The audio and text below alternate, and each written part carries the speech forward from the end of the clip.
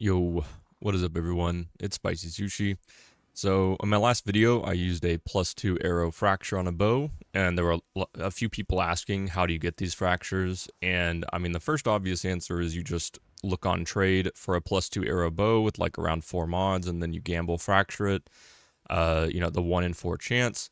But there is actually some tech this league that you can make that a little bit easier, and that is with the Essence of the Abyss, or just buying an item with a desecrated mod on an item already, because what happens is a desecrated mod counts as a mod on the item, but it does not count as a viable fracture. So you can have 3 mods and then 1 desecrated mod, so 4 mods total, but when you use the fracturing orb, it is a 1 in 3 now instead of a 1 in 4, and this is really helpful because Essence of the Abyss is actually super cheap. So for example, let's say you just have like a decent bow that you drop on the ground that has like T1 attack speed, which is an okay fracture. You could, like, for example, go for a 5 in 6 chance of not removing the attack speed. And then I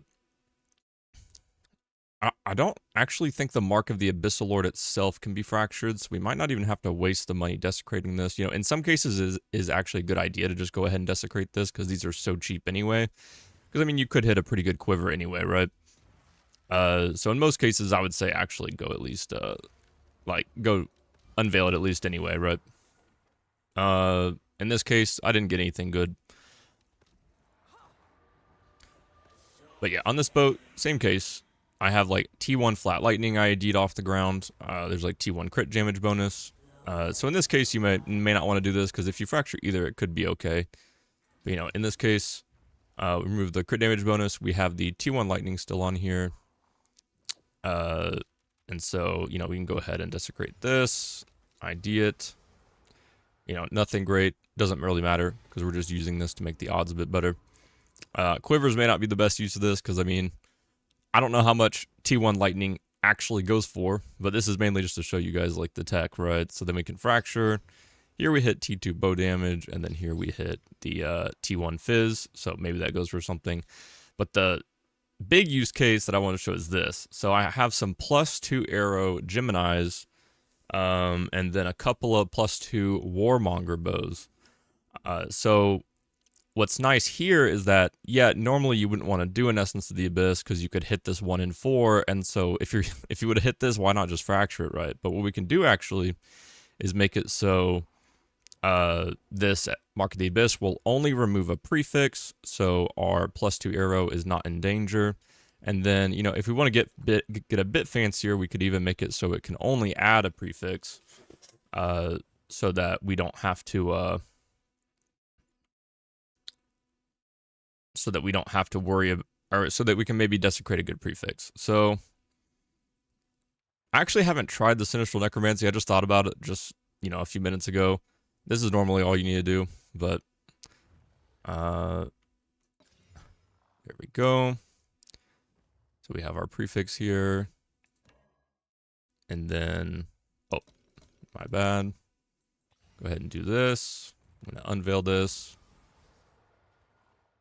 And so we didn't get anything good though, but either way, let's do the same on this.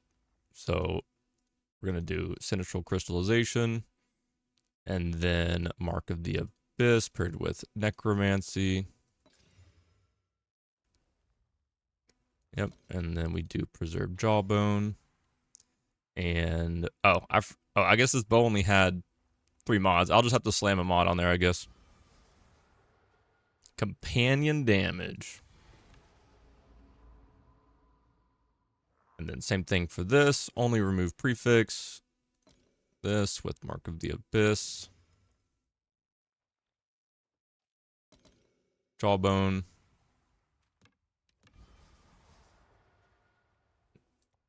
Nothing good.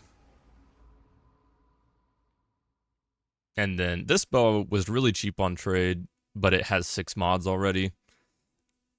Since +2 is so good though, I probably am. I mean, this is at the time of this video, I bought this for like 17 exalt, so I don't really care about if this is like insanely optimal when it's like already 6 mods, but I'm going to go ahead and do it. Okay. Nothing good still. Alright. Now that that's over, I do need to slam a mod on this one. Wait, do I? 4. Yeah, 3. Alright. So this is going to be awkward if I don't hit any of these fractures. I mean, I should at least hit one. Because, I mean, it is a 1 in 3 now. You're going to see here, we have Desecrated Fizz.